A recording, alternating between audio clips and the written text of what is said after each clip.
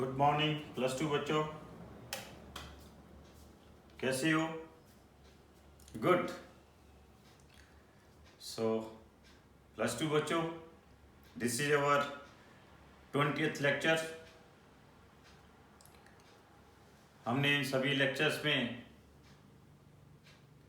Electrostatic का major portion खत्म कर लिया है।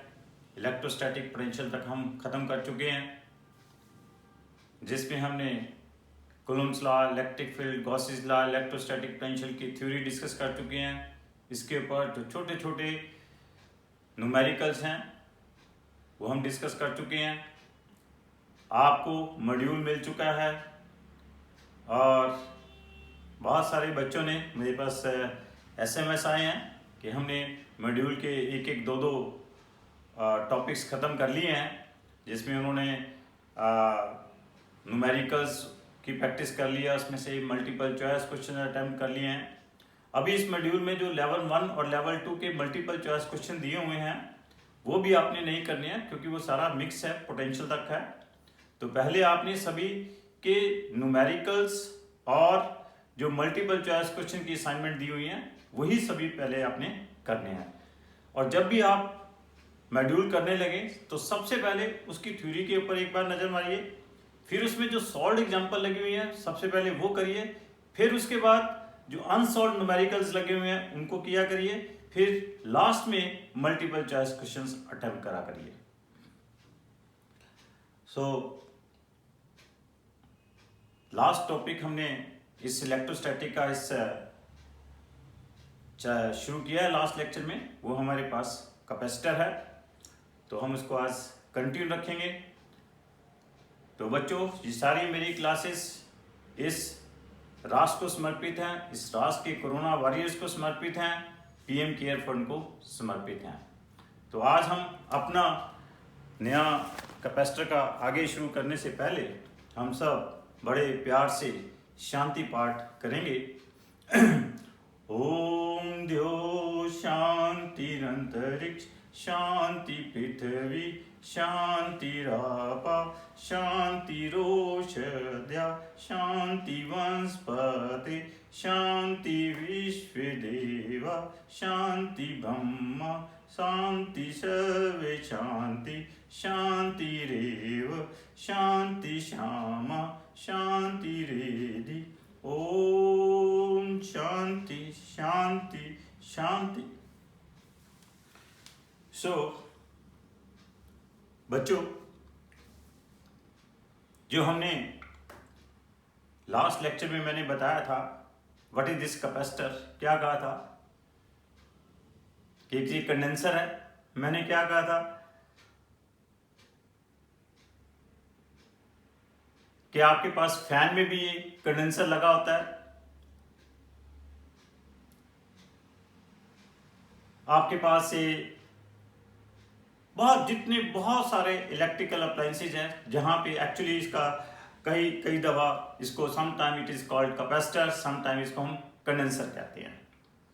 होता क्या है, मैंने क्या कहा था कि ये एक हमारे पास ऐसा डिवाइस है कि जिसमें हम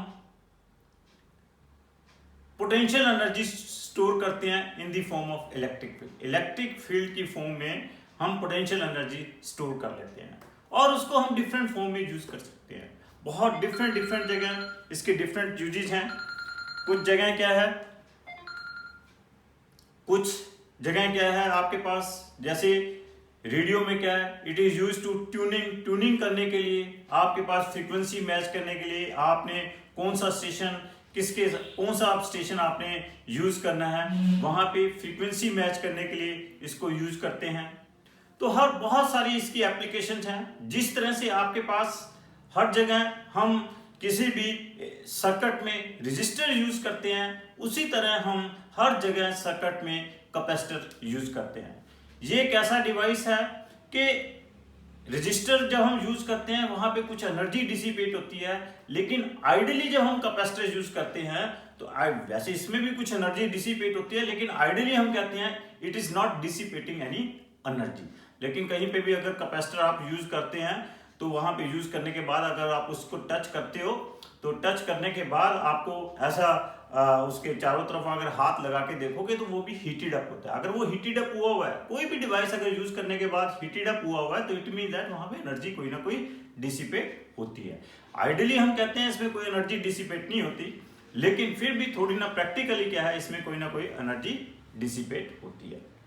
वो जो आपने कई दफा ना एक कंडेंसर, अगर आपने घर में आपके कई दफा अगर कोई इलेक्ट्रिशियन आया होगा तो उसने क्या नाम कहा होगा कि जी आपके फैन का ये कंडेंसर खराब हो गया है, तो कभी देखना उसको ध्यान से कि वो जो कंडेंसर उतारता है करता है तो क्या करता है, उसको टच करने से पहले अपना स्क्रू ड्राइवर उसको साथ टच करता है। जैसे ही वो अपना उसके साथ स्क्रू ड्राइवर टच करता है तो क्या होती है, उसमें स्पार्किंग होती है। कारण उसका ये है कि जब उसको टच क्योंकि उसमें एनर्जी स्टोर हुई होती है, जैसे वो स्क्रू ड्राइवर को टच करता है तो एनर्जी क्या होती है, वो रिलीज हो जाती है। चार्ज वो जो चार्ज की फॉर्म में एनर्जी स्टोर होती है वो चार्ज डिस्चार्ज होता है। जैसे वो डिस्चार्ज होता है तो आपके पास क्या होती है, स्पार्किंग होती है।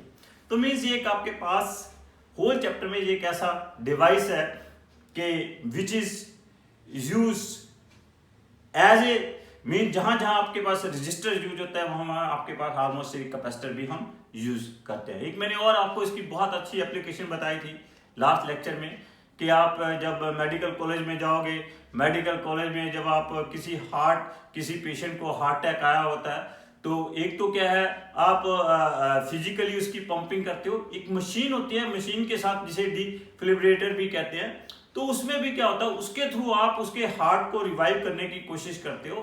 तो उसमें भी क्या होता है, कैपेसिटर ही लगा होता है, कैपेसिटर में एनर्जी स्टोर होती है और वो जब वो उस एनर्जी को डिस्चार्ज करके वो सारे के सारे हम उसके पेशेंट के हार्ट को पंप करते हैं जिससे वो रिवाइव कर पाता है।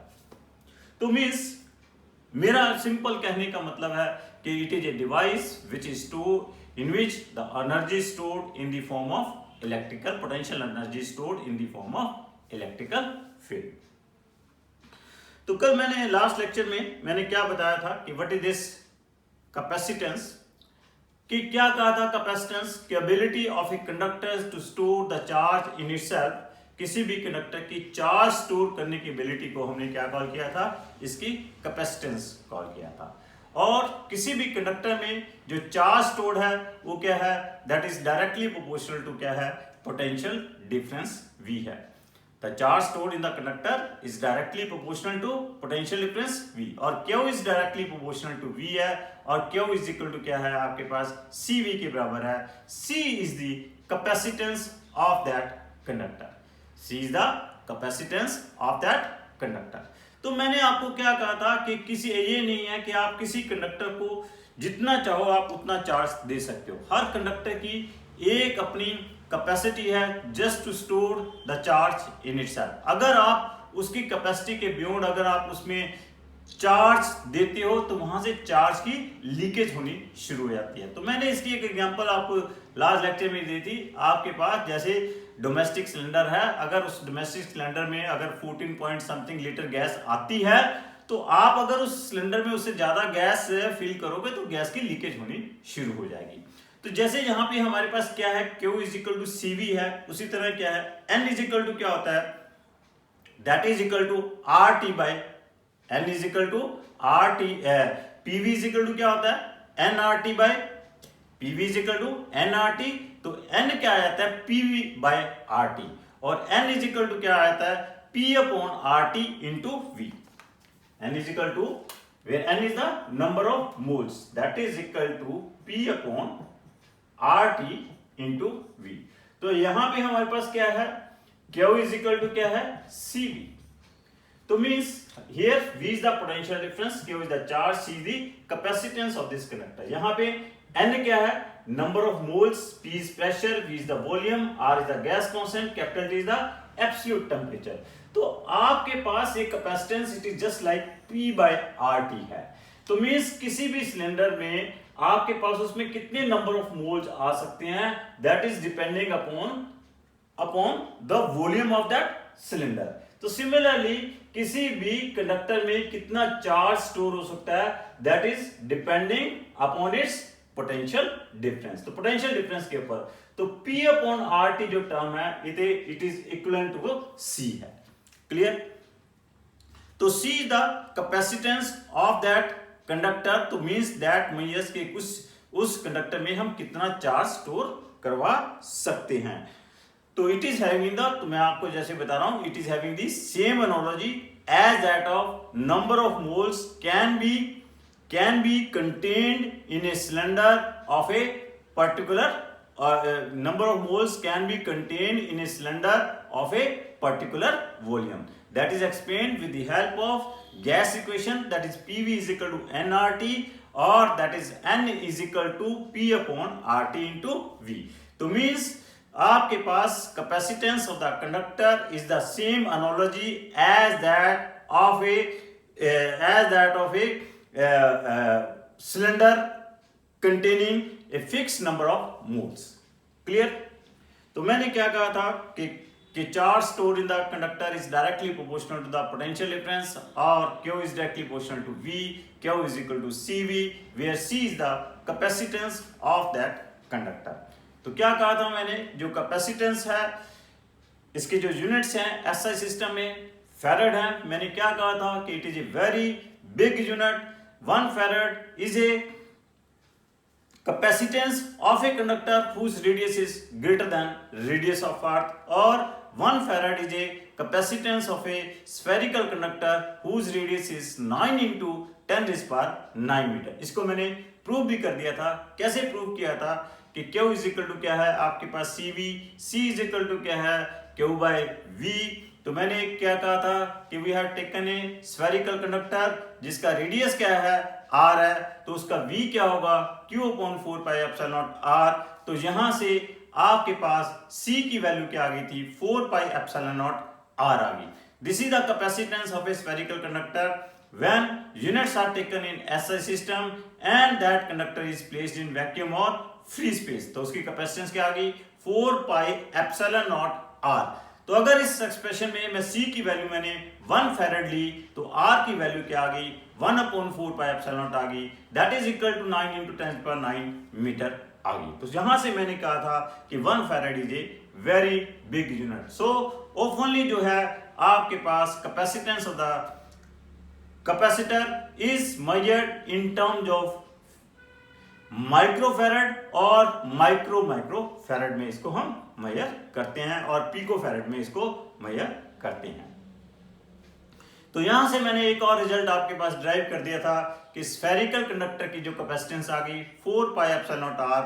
तो ये रिजल्ट इंप्लाई करता है कि किसी भी स्फेरिकल कंडक्टर की जो कैपेसिटेंस है वो किसके ऊपर डिपेंड कर रही है, एक तो आपके पास मीडियम के ऊपर डिपेंड कर रही है, यूनिट्स के ऊपर डिपेंड कर रही है, और मेनली जो डिपेंड कर रही है वो इसके साइज के ऊपर डिपेंड कर रही है। That is depending upon the radius of the conductor. जितना बड़ा उसका साइज होगा उतनी ही ज्यादा उसकी कैपेसिटेंस होगी। अगर जैसे मैंने ये SI सिस्टम में इस स्फेरिकल कंडक्टर जिसका रेडियस r है उसकी capacitance 4 pi epsilon naught r आ गई। CGS सिस्टम में अगर इसकी वैल्यू लें तो C इज इक्वल टू क्या आ जाएगी r आ जाएगी। अगर इसी स्फेरिकल कंडक्टर को मैंने कहा था किसी मीडियम में रख दें जिसका डायरेक्ट्रिक कांस्टेंट एप्सिलॉन r है, तो उस केस में इसकी कैपेसिटेंस क्या बन जाएगी 4 pi epsilon naught epsilon r into capital R, where epsilon r is the dielectric constant of that medium. तो जैसे dielectric constant of the medium क्या होता है ग्रेटर देन 1 होता है, तो क्या कहा था कि अगर किसी स्फेरिकल कंडक्टर को मीडियम में रख देंगे तो उसकी चार्ज स्टोर करने की एबिलिटी क्या करेगी बढ़ जाएगी, मींस उसकी कैपेसिटेंस क्या करेगी इंक्रीज कर जाएगी। तो मैंने आपको कहा था कि this is conductor, this is not called a capacitor. ये आपके पास कैपेसिटर नहीं है, ये आपके पास कंडेंसर नहीं है। आप कैपेसिटर को कंडेंसर कॉल कर सकते हो, सिंपल आप कंडक्टर को कैपेसिटर नहीं कॉल कर सकते। क्या कहा था मैंने कि अगर आप इस स्फेरिकल कंडक्टर की कैपेसिटेंस इंक्रीज करना चाहते हो तो आपको क्या करना होगा कि आपको इसका साइज इंक्रीज करना पड़ेगा। या तो आप बहुत एक मीडियम में रख दोगे, मीडियम में भी क्या बहुत ज्यादा इंक्रीज होने वाली नहीं है, ठीक है, आप मीडियम में रखने से इंक्रीज कर जाएगी, लेकिन आप बहुत एक्सटेंट तक आप इसकी वैल्यू इंक्रीज करना चाहते हो तो आपको बहुत बड़ा स्फेरिकल कंडक्टर आपको यूज करना पड़ेगा। लेकिन उस केस में हमारा जो एक्चुअली पर्पज है वो पर्पज डिफीट हो जाएगा। तो इसलिए हमने क्या हुआ कि जब हमने इसकी कैपेसिटेंस को इंक्रीज करना है, बहुत लार्ज एक्सटेंट तक इंक्रीज करना है, तो मैंने क्या कहा कि आप इस चार्ज कंडक्टर के नजदीक हमने एक और अनचार्ज कंडक्टर रख दिया। अनचार्ज कंडक्टर इसके नजदीक रखने से क्या हो जाएगी, इसकी कैपेसिटेंस जो है बहुत लार्ज एक्सटेंट तक इंक्रीज कर जाएगी। और उस केस में क्या है, combination of the charge and अनचार्ज conductor that is called capacitor. That is called capacitor. वो single conductor is not a capacitor. Combination of these two conductor is called a capacitor. तो उस केस में मैंने क्या कहा कि कैसे आपके पास कैपेसिटेंस बढ़ जाएगी, कि मैंने कहा जब इसको अनचार्ज कंडक्टर को इसको नजदीक लेकर आएंगे और उसके ऊपर चार्ज इंड्यूस हो जाएगा इंडक्शन के कारण। एक तरफ नेगेटिव, अगर वो इनिशियली आपके पास जो चार्ज कंडक्टर है वो पॉजिटिवली है, तो जो अनचार्ज कंडक्टर लेके आओगे इंडक्शन के कारण उसके एक तरफ नेगेटिव चार्ज इंड्यूस हो जाएगा, दूसरी तरफ पॉजिटिव चार्ज इंड्यूस हो जाएगा। पॉजिटिव चार्ज को हमने अर्थ किया हुआ है, ऑन द होल इसके ऊपर एक नेगेटिव चार्ज क्रिएट हो जाएगा और एक नेगेटिव पोटेंशियल क्रिएट हो जाएगा। ऑलरेडी हमारे पास कंडक्टर के ऊपर पॉजिटिव पोटेंशियल है, तो इस नेगेटिव पोटेंशियल ने उस पॉजिटिव पोटेंशियल की वैल्यू को काफी रिड्यूस कर देना है। तो V रिड्यूस होने से V क्या है आपके पास, C क्या है आपके पास, इनवर्सली प्रोपोर्शनल टू V है। Q जो है आपके पास वो कांस्टेंट है। V रिड्यूस होने से आपके पास इस सिस्टम की जो कैपेसिटेंस है वो बढ़ जाएगा। मैं कंडक्टर की बजाय सिस्टम कहने लगा हूं। इस सिस्टम की जो चार्ज स्टोर करने की एबिलिटी है वो बढ़ जाएगी। तो चार्ज स्टोर करने की एबिलिटी बढ़ जाएगी तो मतलब इसकी कैपेसिटेंस बढ़ जाएगी। तो इसलिए हम कभी सिंगल कंडक्टर नहीं यूज करते, combination of two conductor use करते हैं, उसी को ही हमने कैपेसिटर कहा है। क्यों हमने ऐसा किया है ये मैंने आपको एक्सप्लेन कर दिया है। क्लियर? तो मैंने उसके बाद कहा कि there are different types of capacitor. आपके पास पैरेलल प्लेट कैपेसिटर है, आपके पास स्फेरिकल कैपेसिटर है, सिलेंड्रिकल कैपेसिटर है।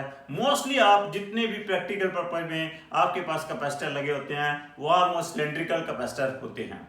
तो आपके पास, तो सबसे पहले मैंने केस डिस्कस किया आपके साथ, पैरेलल प्लेट कैपेसिटर का केस डिस्कस किया। पैरेलल प्लेट कैपेसिटर में मैंने क्या कहा कि we are having two thin metallic plates which are separated by distance small d। Area of each plate is capital A और उनके बीच में जो है वैक्यूम और फ्री स्पेस है। तो इसकी मैंने कैसे कैपेसिटी, देखो कहीं पे भी आपने कैपेसिटेंस कैलकुलेट करनी है, पहले उन दोनों प्लेट्स जहां पे भी आपने जिस सिस्टम की आपने कैपेसिटेंस कैलकुलेट करनी है उनके लिए आप उनका पोटेंशियल डिफरेंस कैलकुलेट कर लीजिए और चार्ज को पोटेंशियल डिफरेंस से डिवाइड कर दीजिए, आपके पास कैपेसिटेंस आ जाएगी। तो आपके पास जो C आनी है यहाँ पे that is equal to Q/V। इन दोनों प्लेट्स के बीच में जो पोटेंशियल डिफरेंस होगा, पोटेंशियल डिफरेंस मैंने क्या कहा था प्लेट्स के बीच में E/D, as these are the thin plates, these are the similar which are having the similar surface charge density but in opposite sign। एक पॉजिटिव साइन है, एक नेगेटिव साइन है, एक की surface charge density plus sigma है, दूसरे की minus sigma है। तो इन दोनों प्लेट्स के बीच में जो इलेक्ट्रिक फील्ड इंटेंसिटी की वैल्यू होगी कैपिटल E जो होगी दैट इज इक्वल टू क्या आ जाएगी, सिग्मा बाय एप्सिलॉन नॉट आ जाएगी। तो आपके पास पोटेंशियल डिफरेंस क्या आ जाएगा, sigma upon epsilon naught D आ जाएगा। सिग्मा को मैंने क्या कहा था, sigma is surface charge density that is equal to Q/A और जब पोटेंशियल डिफरेंस क्या आ जाएगा, Q upon epsilon naught AD आ जाएगा। तो इस पोटेंशियल डिफरेंस की वैल्यू कहाँ सब्स्टिट्यूट करोगे, C is equal to Q/V में, वहां पे V की वैल्यू हमने सब्स्टिट्यूट की तो आपके पास कैपेसिटेंस की वैल्यू आ गई that is epsilon not A/D where A is the area of each sheet, D is the separation between the plates. So this result implies that capacitance of a parallel plate capacitor is depending upon the area and separation between the plates. This is the जो capacitance है epsilon naught A/D. This is the capacitance of parallel plate capacitor when they are kept in vacuum or free space and units are taken in SI system. In case of CGS system इसकी value क्या बन जाएगी, आपको क्या कहा था कि electrostatic में कभी भी आपने SI सिस्टम को CGS सिस्टम में कन्वर्ट करना है तो क्या करिए, एप्सिलॉन नॉट को जहां पे भी एप्सिलॉन नॉट लिखा हुआ है उसको 1/4 पाई से रिप्लेस कर दीजिए तो that will be converted into CGS system. तो CGS सिस्टम में इसकी वैल्यू क्या बन जाएगी, एप्सिलॉन नॉट को जब यहाँ पे 1/4 पाई से रिप्लेस करोगे तो इसकी कैपेसिटेंस क्या बन जाएगी, this becomes A/4 pi D बन जाएगी। नाउ अगर हम इन पैरेलल प्लेट कैपेसिटर के बीच में एक डाइलेक्ट्रिक रखते हैं, जिस डाइलेक्ट्रिक की थिकनेस क्या है, is equal to the, this is very very important कि उसकी जो थिकनेस है is equal to the separation between the plates है, और उसका डाइलेक्ट्रिक कांस्टेंट क्या है, एप्सिलॉन आर है, तो उस केस में इसकी जो कैपेसिटेंस बन जानी है that is equal to epsilon naught epsilon R A by D, as epsilon R is greater than V, तो this result implies that by putting the dielectric, capacitance of the capacitor increases. तो means dielectric introduce करने से भी हमारे पास capacitor की capacitance क्या कर जाती है, इंक्रीज कर जाती है। और ये मैंने कहा क्या कहा था यहाँ पे कि अगर डाइलेक्ट्रिक की जगह आप कंडक्टर रख दें जिसकी थिकनेस भी क्या है, डी है, तो कंडक्टर के लिए एप्सिलॉन आर इनफाइनाइट हो जाएगा, उसकी कैपेसिटेंस क्या हो जाएगी, इनफाइनाइट हो जाएगी। तो इसको मैंने बड़ी अच्छी तरह एक्सप्लेन किया था, what is the meaning of its capacitance becomes infinite. मैंने इसको यहाँ पे क्या कहा था कि इस केस में यहाँ पे क्या हो जाएगा, शॉर्ट सर्किटिंग हो जाएगी। तो क्या कहा था, शॉर्ट सर्किटिंग से क्या मतलब है कि आपने जो पहली प्लेट को चार्ज दिया था वो अब दोनों प्लेटें क्या हैं, एक दूसरे के साथ कनेक्टेड हैं, थ्रू ए कंडक्टर कनेक्टेड हैं। तो जो आपने पहली प्लेट को चार्ज दिया वो सारा का सारा चार्ज दूसरी प्लेट के ऊपर चला जाएगा। जैसे वो दूसरी प्लेट के ऊपर जाएगा, दूसरी प्लेट अर्थ के साथ कनेक्टेड है, वो सारा का सारा कहां पे फ्लो कर जाएगा, अर्थ में फ्लो कर जाएगा।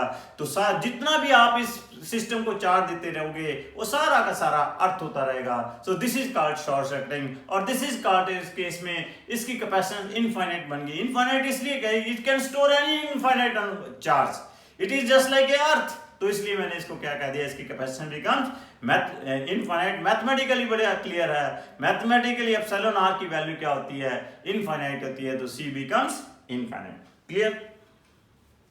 तो फिर इसके बाद मैंने इसमें जो आपके पास चार्ज स्टोर करवाया, तो इस पैरेलल प्लेट कैपेसिटर में कितनी एनर्जी स्टोर हो जाएगी, एनर्जी मैंने कैलकुलेट की। मैंने क्या कहा, एनर्जी कैसे कैलकुलेट की कि अगर सपोज करो इस पहली प्लेट को आप थोड़ा सा चार्ज देते हो under A potential difference of V, तो आपके पास कुछ वर्क करना पड़ेगा, और वो वर्क डन किसके बराबर होगा, V इंटू डी क्या होगा, V यहाँ पे क्या है, Q बाय C है। तो टोटल चार्ज स्टोर कराने के लिए आपको कितना वर्क डन करना पड़ेगा, इसे हमने कैलकुलेट कर लिया by integrating it from 0 to Q। तो वहां से हमारे पास कितना वर्क डन आ गया, दैट इज इक्वल टू क्या आ गया, Q स्क्वायर बाय 2C आ गया। तो मैंने क्या कहा, this work is stored in the form of, किसकी फॉर्म में स्टोर हो जाएगा, पोटेंशियल एनर्जी की फॉर्म में स्टोर हो जाएगा। तो पोटेंशियल एनर्जी क्या आ गई, Q स्क्वायर बाय 2C आ गई। यहाँ पे Q को आप क्या लिख सकते हो, CV लिख सकते हो। तो दिस इज इक्वल टू क्या आ गई, हाफ CV स्क्वायर आ गई। आप CV को क्या लिख सकते हो, Q लिख सकते हो। तो दिस इज इक्वल टू क्या आ गई, हाफ Q इंटू V आ गई। अब यहाँ पे एक बड़ी इंटरेस्टिंग चीज है कि आपके पास एक बैटरी लगी हुई है जिसका पोटेंशियल डिफरेंस V है। जब कभी आप किसी बैटरी को किसी कैपेसिटर के अक्रॉस लगाते हो तो सारा का सारा जो आपके पास पोटेंशियल डिफरेंस है वो कहां पे सेटअप हो जाता है, उस बैटरी, उस पैरेलल प्लेट कैपेसिटर की प्लेट्स के अक्रॉस वो सारा का सारा पोटेंशियल डिफरेंस सेटअप हो जाता है। जब आपने बैटरी ने कितना चार्ज सप्लाई किया है, क्यों चार्ज सप्लाई किया है, तो एक्चुअली क्या है, आपके पास कैपेसिटर के ऊपर एनर्जी स्टोर कितनी होनी चाहिए, Q इंटू V होनी चाहिए। लेकिन अगर यहाँ पे हम मैथमेटिकली जो कैलकुलेट कर रहे हैं, पोटेंशियल एनर्जी स्टोर कैपेसिटर में कितनी आ रही है, हाफ QV आ रही है। इट मींस दैट इसकी 50% एनर्जी जो है वो डिसिपेट हो रही है। वो एक्चुअली 50% एनर्जी जो डिसिपेट हो रही है वो किसकी फॉर्म में डिसिपेट हो रही है, वो इलेक्ट्रोमैग्नेटिक वेव्स की फॉर्म में डिसिपेट हो रही है, या आपके साथ जो उनके साथ कनेक्टिंग वायर लगी हुई है, कनेक्टिंग वायर में वो हीट प्रोड्यूस कर रही है। तो मीन जब आपने किसी कैपेसिटर को चार्ज किया, किसी बैटरी के साथ चार्ज किया, तो 50% उसकी एनर्जी क्या होगी, डिसिपेट होगी। तो इस चीज को आपने याद रखना है। एक्चुअली एनर्जी सप्लाइड कितनी है, QV, और जो energy stored in the capacitor होता है उसका 50% होता है, दैट इज इक्वल टू क्या होती है, हाफ Q इंटू V आती है। तो उसके बाद हमारे पास नेक्स्ट है आपके पास, that is the energy density. Energy density क्या है, what is this energy density, energy stored in parallel plate capacitor per unit area is called energy density. उसे हम एनर्जी डेंसिटी का, energy stored per unit volume. तो हमारे पास energy store कितनी है, half CV square. What is the volume of the capacitor, that is A into D। तो यहां से हम देखेंगे हाफ C की वैल्यू कितनी है, epsilon naught A by D, और V को हम क्या लिख सकते हैं, वी कैन राइट ED का whole square divide by a into D. Clear?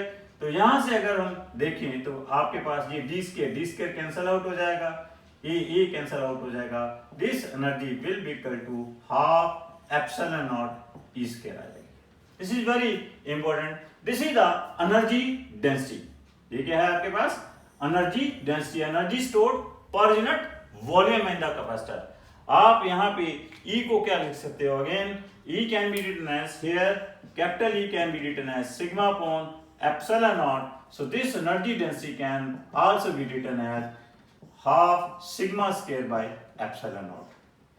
This energy density is also equal to sigma square by 2 epsilon naught. So this is the energy stored in this parallel plate capacitor. Clear? तो अब हमारे पास एक बात आती है कि आपके पास देखो दोनों प्लेट्स क्या हैं पैरेलल प्लेट कैपेसिटर की, एक पॉजिटिवली चार्ज है एक नेगेटिवली चार्ज है, तो इट मींस दैट इन दोनों प्लेट्स के बीच में क्या हो गया? इलेक्ट्रोस्टैटिक फोर्स भी होगी। Now what is this force between the plates of the parallel plate capacitor? जो फोर्स होगी between the plates of the parallel plate capacitor वो किसके बराबर आएगी? This force is equal to that is equal to half CV square by D. This is the force between the plates of the parallel plate capacitor. Clear? और force per unit area between the plates of the parallel plate capacitor वो क्या आ जाएगा? CV square upon ED. और ये जो force per unit area है इसको हम क्या कॉल करते हैं? This is known as electrostatic pressure. What it is called here? Electrostatic pressure. और अगर ये देखा जाए तो ये किसके बराबर है? This is equal to energy density. तो electrostatic pressure is numerically equal to किसके आ रही है? एनर्जी डेंसिटी के इक्वल आ रही है। Clear? So this is about the parallel plate capacitor. Now we will try to calculate the capacitance of a spherical capacitor. Spherical capacitor की हम कैपेसिटेंस कैलकुलेट करना चाहेंगे। What is a spherical capacitor? Parallel plate capacitor मैंने क्या कहा है? It is a combination of two thin plates separated by some distance. Spherical capacitor क्या है? It consist of two concentric spherical shells. ऐसे दो कंसेंट्रिक स्फेरिकल शेल्स हैं। इस कॉम्बिनेशन को we call it as a spherical capacitor. Suppose this is a capacitor, this is a spherical, this is a sphere of radius A and this is the sphere of radius B. Clear? So this combination is called spherical capacitor. इसमें हम क्या करते हैं? The charge is given to the inner sphere. Inner sphere को हम charge दे देते हैं। This inner sphere is given a positive charge और आपके पास outer surface of the outer sphere is connected with the earth. Outer surface of the outer sphere is connected with the earth. यहाँ पे आपके पास क्या होगा? इंडक्शन के कारण नेगेटिव चार्ज इंड्यूस होगा। बाहर जो पॉजिटिव चार्ज आएगा वो अर्थ के साथ हमें कनेक्टेड है, वो कहाँ पे चला जाएगा? अर्थ में चला जाएगा। सो this is called spherical capacitor. तो मैंने आपको कहा किसी की भी कैपेसिटेंस निकालनी है तो C आपके पास क्या होगा? That is equal to Q by V। Here what is Q? Q is the charge given, जो इनिशियली हमने चार्ज दिया। किसको चार्ज दिया हमने? इनर स्फीयर को हमने पॉजिटिव चार्ज दिया है। How we will calculate its potential difference? Potential difference क्या होगा? Minus A to B E vector dot DL vector. DL vector की जगह हम क्या ले लें यहाँ पे? DR vector. तो आपको याद होगा कि मैंने लास्ट लेक्चर में आपको पोटेंशियल वाले चैप्टर में बताया था कि पोटेंशियल डिफरेंस किसके बराबर होती है? E vector dot DR vector होती है। क्लियर? तो यहाँ पे अगर E की वैल्यू लें, कोई भी पॉइंट ले लें, this is any point E, ये पॉइंट के ऊपर आपके पास इलेक्ट्रिक फील्ड इंटेंसिटी क्या आ जाएगी? From A to B। E और DR क्या है? पैरेलल है। E की वैल्यू क्या आ जाएगी? That is 1/4 pi epsilon naught Q by R square dr। Clear? तो इसको हम अगर इंटीग्रेट करें minus Q by 4 pi epsilon naught 1 by R square की इंटीग्रेशन क्या हो जाएगी, minus 1 by R, that is from A to B, minus minus ये क्या हो जाएगा, प्लस हो जाएगा, this becomes Q upon 4 pi epsilon naught 1 upon B minus 1 bye A आ जाएगा। क्लियर?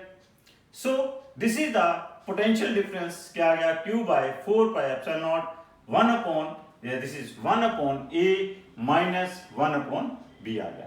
क्लियर? तो अगर हम ये वैल्यूज यहां पे, ये पोटेंशियल डिफरेंस की जो वैल्यू है आपके पास इस इक्वेशन नंबर 1 में सब्स्टिट्यूट करें तो आपके पास c की वैल्यू क्या आ जाएगी, अगर हम this value is substituted in equation number 1 तो आपके पास here c becomes, c will be equal to क्या आ जाएगा, q upon 4 pi epsilon naught b minus a upon ab। तो यहाँ पे q कैंसल आउट हो जाएगा, this comes 4 pi epsilon naught ab upon b minus a। So this is the capacitance of a parallel plate capacitor. ये आपके पास parallel plate capacitor की capacitance आ जाएगी कि C is equal to 4 pi epsilon naught A B upon B minus A और B क्या है, these are the radii of this concentric spheres whose inner and outer sphere where b क्या है, greater than a है।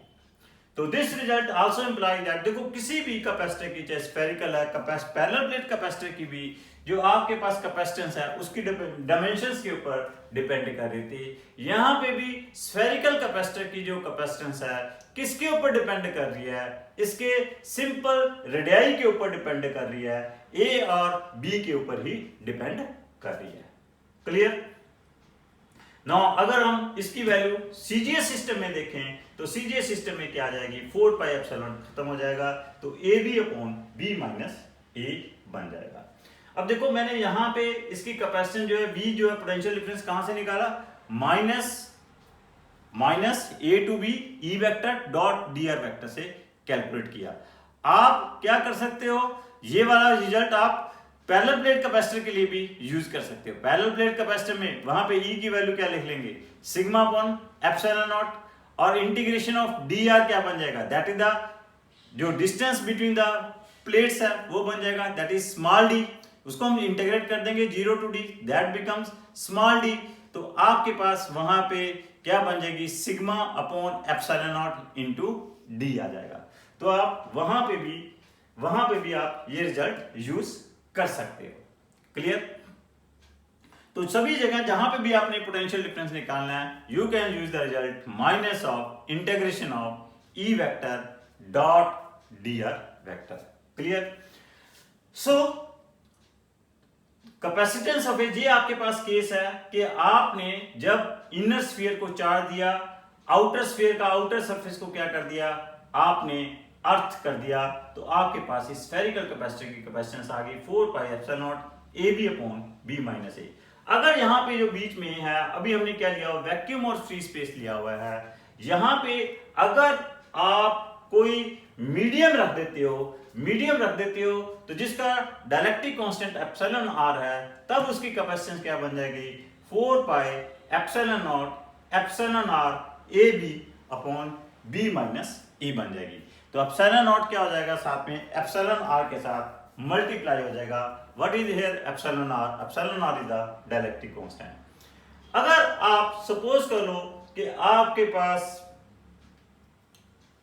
Medium की बजाय आप यहां पे कोई कंडक्टर रख दो, कंडक्टर रखने का बहुत ही इंटरेस्टिंग है, आप कंडक्टर रखने की बजाय कि यहां पे आप इसको ऐसे कनेक्ट कर देते हो, ऐसे कनेक्ट कर दिया, कनेक्ट करने पे क्या होगा, वही केस आपकी इसकी कैपेसिटेंस क्या बन जाएगी, इनफाइनाइट बन जाएगी। मींस आपने कंडक्टर रख दिया, कंडक्टर रखने से इसकी कैपेसिटेंस क्या बनी है, 4 pi epsilon R A B upon B minus A. For conductor epsilon R क्या बन जाएगा, इनफाइनाइट बन जाएगा, सी क्या बन जाएगी, इनफाइनाइट बन जाएगी। क्लियर? अगर now next is very interesting, अगर आपने कंडक्टर रखा है लेकिन आउटर सरफेस आपने क्या है, अर्थ नहीं किया है, आउटर सरफेस आपने क्या है, अर्थ नहीं किया है, तो इस केस में इसकी अगर आपसे कैपेसिटेंस पूछ ली जाए तो इस केस में आपके पास इसकी जो कैपेसिटेंस होगी that will be equal to 4 pi epsilon naught B होगी। क्यों इस केस में इसकी capacitance 4 pi epsilon naught B होगी? आपने जब इसको एक कंडक्टिंग वायर के साथ कनेक्ट कर दिया, सारा का सारा चार्ज इनर का आपके पास कहां पे ट्रांसफर हो जाएगा? बाहर वाले सरफेस के ऊपर ट्रांसफर हो जाएगा। याद रखो बच्चों, charge always resides on the outer surface of the conductor. Here charge will not flow with respect to the potential difference. यहां तो चार्ज सिर्फ फ्लो कर जाएगा। क्या उसकी क्या टेंडेंसी रहेगी कि मैंने बाहर जाना है, वो सारा का सारा charge. Otherwise charge flow under the difference of potential that flows from high potential to low potential। तो मीन्स यहाँ पे वो कंसेप्ट नहीं होगा। चार्ज यहाँ पे चार्ज की क्या टेंडेंसी रहेगी कि मैं अंदर से बाहर चला जाऊं। जैसे ही उसको कोई ना कोई पाथ मिलेगा वो सारा का सारा चार्ज बाहर आ जाएगा। अब इसको क्या मिल गया? पाथ कहां से मिल गया? कंडक्टर से इसको पाथ मिल गया। कंडक्टर से इसको पाथ मिलने से जो अंदर चार्ज पड़ा हुआ है वो सारा का सारा चार्ज बाहर आ जाएगा। And it become just like ए किसकी तरह बन जाएगा? एक ये आपके पास एक स्फेरिकल कंडक्टर की तरह बन जाएगा। और उस स्फेरिकल कंडक्टर की मैंने आपको कैपेसिटेंस क्या बताई है? 4 पाई एप्सिलॉन नॉट आर बताई है। यहां पे आर क्या है? आपके पास बी है।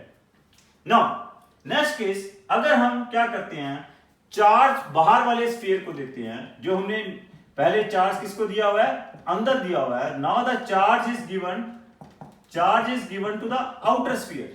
चार्ज हम किसको दे रहे हैं? आउटर स्फीयर को हम चार्ज दे रहे हैं। और क्या कर रहे हैं? व्हाट वी आर डूइंग कि हम इनर स्फीयर की इनर सरफेस को क्या कर रहे हैं? अर्थ कर रहे हैं। Now the charge is given to the outer sphere. पहले वाला जो फर्स्ट केस हमने किया था, चार्ज हमने किसको दिया था? इनर स्फीयर को दिया था। और किया क्या था हमने?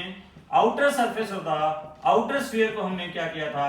अर्थ किया था। अब मैं जो फोर्थ केस कर रहा हूं उसमें क्या कर रहा हूं कि charge is given to the outer sphere and what I am doing कि inner surface of the inner sphere को मैंने क्या कर दिया?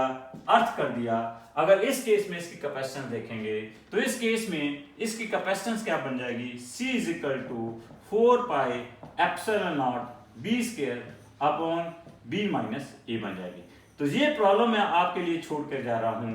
ये आपने ट्राई करना है कि इसकी capacitance 4 pi epsilon naught B square by 4 pi epsilon naught B square upon B minus A ये कैसे बन जाएगी। तो इस तरह से हमारे पास स्फेरिकल कैपेसिटर के 1 2 3 4 5 केसेस हैं।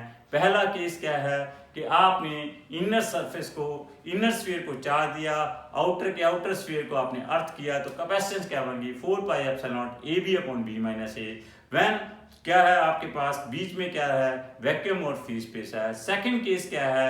आपके पास बीच में डाइलेक्ट्रिक रख दिया, तब कैपेसिटेंस क्या बन गई? 4 pi epsilon naught epsilon R A B upon B minus A बन गई। फिर आपके पास थर्ड केस है कि डाइलेक्ट्रिक की बजाय आपने कोई कंडक्टर रख दिया, तब उस केस में उसकी कैपेसिटेंस क्या बन गई? इनफाइनाइट बन गई। फोर्थ आपके पास केस है कि आपने कंडक्टर रखा लेकिन आउटर सरफेस को आपने अर्थ के साथ कनेक्ट नहीं किया, तब उस केस में इसकी कैपेसिटेंस क्या बन गई? 4 पाई एप्सिलॉन नॉट बी बन गई। फिफ्थ आपके पास केस है कि चार्ज आपने आउटर स्फीयर को दिया, इनर स्फीयर का इनर सरफेस को आपने अर्थ किया, तब आपके पास उस केस में इसकी कैपेसिटेंस क्या बन गई? That becomes 4 pi epsilon naught B square upon B minus A बन गई। क्लियर? नेक्स्ट है आपके पास सिलेंड्रिकल कैपेसिटर। सिलेंड्रिकल कैपेसिटर क्या है? It is a combination of, जैसे स्फेरिकल कैपेसिटर क्या है? It is a combination of two concentric spheres. तो सिलेंड्रिकल कैपेसिटर क्या है? Cylindrical capacitor is a combination of two concentric cylinders, thin cylinder, very thin cylinder, just like a wire. ऐसे दो ये thin cylinders हैं, एक ये इनर सिलेंडर है और ये आपके पास क्या है? आउटर सिलेंडर है। This is the outer cylinder. तो combination of these two cylinders is called, इसको हमने क्या कॉल किया है? स्फेरिकल। इसको हमने सिलेंड्रिकल कैपेसिटर कॉल किया। This is a cylindrical capacitor. Inner का रेडियस क्या है? ए आउटर का रेडियस क्या है b, हेयर b क्या है आपके पास, that is greater than a है। क्लियर? तो हमने यहां पे भी क्या है, इनर को चार्ट दिया है, इनर को चार्ट दिया है, और आउटर सरफेस हमने क्या कर दिया, इसकी हमने क्या कर दी, अर्थिंग कर दी, इसको हमने क्या किया है, अर्थ किया है। सो दिस कॉम्बिनेशन, इस कॉम्बिनेशन को मैंने क्या कॉल किया है, this is called cylindrical capacitor. Clear? अब हमने इसकी कैपेसिटेंस निकालनी है, वही method C is equal to क्या है, Q बाई V है। तो अब यहां पे भी हमने V निकालना होगा। V के लिए हमारे पास क्या फार्मूला है, minus E vector dot dr vector that is from B to A। वही हमने फार्मूला यूज किया, minus E vector dot dr vector B to A। ये इन दोनों के बीच में हमने यहाँ पे पोटेंशियल डिफरेंस कैलकुलेट कर लिया, that is VB minus VA हमने कैलकुलेट कर लिया। क्लियर? नाउ अब यहाँ पे व्हाट इज हियर, E और dr क्या है, पैरेलल है। इलेक्ट्रिक फील्ड इंटेंसिटी की वैल्यू क्या होगी, lambda upon 2 pi epsilon r dr। E vector and dr vector are parallel, therefore E vector dot dr vector क्या होगा, EDR होगा। अब हम इस सिलेंडर को what will consider, this cylinder will be consider as a very thin wire, और उस thin wire के कारण जो इलेक्ट्रिक फील्ड इंटेंसिटी होनी है वो क्या होनी है, lambda upon 2 pi epsilon naught r होनी है। क्लियर? तो यहाँ पे लैम्डा क्या है, that is the linear charge density. तो आपके पास ये लैम्डा बाय 2 एप्सिलॉन नॉट बाहर आ जाएगा, 1 बाय r की इंटीग्रेशन आ जाएगी log ER। तो this becomes log ER that is from A to B। Clear? तो इसको अगर हम सॉल्व करेंगे, this becomes lambda upon 2 pi epsilon naught log E B upon A आ जाएगी। This is the potential difference, this is the potential difference between the cylinder. अब इस वही V की वैल्यू को हमने कहां पे सब्स्टिट्यूट कर देना है, यहां पे C is equal to Q by V में V की वैल्यू सब्स्टिट्यूट कर देंगे, तो आपके पास C क्या आ जाएगा, that is Q upon lambda upon 2 pi epsilon naught log E B upon A। Clear? Q को हम क्या लिख सकते हैं, that is lambda into L, where L is the length of the cylinder. मैं एक बार फिर कह रहा हूं, इस सिलेंडर को हमने क्या कंसीडर किया है, this cylinder is just like a thin wire which is having linear charge density lambda। so this 2 pi epsilon naught भी क्या होगा, ऊपर चला जाएगा, तो this is become that is lambda log E B upon A। this lambda will be cancelled with this lambda, तो आपके पास C क्या आ गया, 2 pi epsilon naught L upon log E B upon A। ये आपके पास सिलेंड्रिकल कैपेसिटर की कैपेसिटेंस आ गई। This is the capacitance of a cylindrical capacitor, that is C is equal to, और we can see capacitance per unit length क्या आ जाएगी, 2 pi epsilon naught log E B upon A। Clear? So इस तरह से हमने आपके पास पैरेलल प्लेट कैपेसिटर की भी कैपेसिटेंस कैलकुलेट कर ली, स्फेरिकल कैपेसिटर की भी कैपेसिटेंस कैलकुलेट कर ली, सिलेंड्रिकल कैपेसिटर की भी कैपेसिटेंस कैलकुलेट कर ली, और सबकी कैपेसिटेंस कैलकुलेट करने का मेथड सारा सभी तीनों का एक है, C is equal to Q by V। तीनों के लिए हमने V पोटेंशियल डिफरेंस कैलकुलेट कर लिया। पोटेंशियल डिफरेंस हमने कैसे कैलकुलेट किया, that is by using the result minus E vector dot dr vector से हमने पोटेंशियल डिफरेंस कैलकुलेट कर लिया। EDR सब में पैरेलल था, और हमने क्या कह दिया, E की वैल्यू हमने क्या ले ली, पैरेलल प्लेट कैपेसिटर में E की value sigma by epsilon naught ले ली, और आपके पास स्फेरिकल कैपेसिटर में E की वैल्यू क्या ले ली हमने, Q upon 4 pi epsilon naught R square ले ली, और सिलेंड्रिकल कैपेसिटर में E की वैल्यू क्या ले ली, lambda upon 2 pi epsilon naught R ले ली, और उससे आगे हमने फर्दर इसको क्या कर दिया, सॉल्व कर लिया, और तीनों केसेस में पैरेलल प्लेट कैपेसिटर में हमारे पास capacitance epsilon naught A by D आ गई, स्फेरिकल कैपेसिटर में आपके पास 4 pi epsilon naught AB upon B minus A आ गई, सिलेंड्रिकल कैपेसिटर के केस में हमारे पास कैपेसिटेंस आ गई 2 pi epsilon not L upon log E B upon A आपके पास कैलकुलेट हो गई। सो बच्चों, थैंक यू वेरी मच। सो बच्चों, हारेगा कोरोना, जीतेगा इंडिया। सो बच्चों, स्वस्थ रहो, सुरक्षित रहो, जागरूक रहो और जागृत रहिए।